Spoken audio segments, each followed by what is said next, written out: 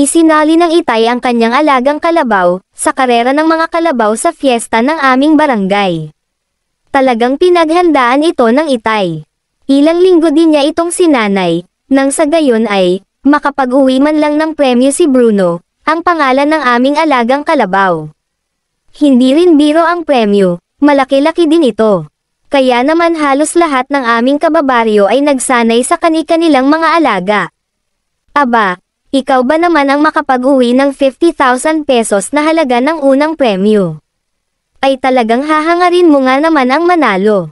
Sa umaga ay ipinapastol ito ng Itay sa bundok at para masanay na ito sa pag-akyat, at sa pagbaba naman ay, sasanayin naman ito ni Itay ng pagtakbo pababa.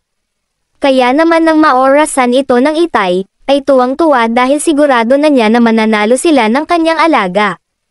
Kaya nang dumating na ang fiesta, ay agad na nagpalista ang Itay sa barangay.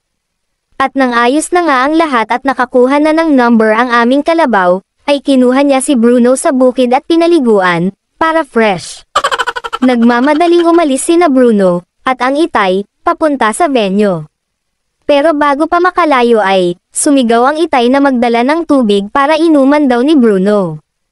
At kumuha na nga ako ng tubig, at pagkakuha ko, ay agad akong tumakbo papunta sa venue. Nakita ko naman agad sina Tatay at Bruno, kaya lumapit ako. Pagkalapit ko nga ay sinabihan ako ni Itay na bantayan muna si Bruno, para kunin ang sticker number ng aming kalabaw. Ibinilin din niya sa akin na painumin na si Bruno, at baka hindi makatakbo at mauhaw. Sinunod ko naman siya, pero ayaw talagang uminom ng alagang kalabaw ni Itay, kaya naman nagmamadali akong pumunta sa kanya. Itay, Itay, humahanggos kong sabi sa kanya. Nagtataka namang napatingin si Itay sa akin. O bakit? Tanong naman niya. Ayaw po kasing uminom ni Bruno. Wika ko kay Itay. Paano mo ba painumin ang kalabaw? Nagtatakang tanong niya. Binigyan ko po ng baso. Ayaw talagang uminom. Wika kay Itay. Ano? Bakit naman anak baso lang? Dapat binigyan mo ng straw.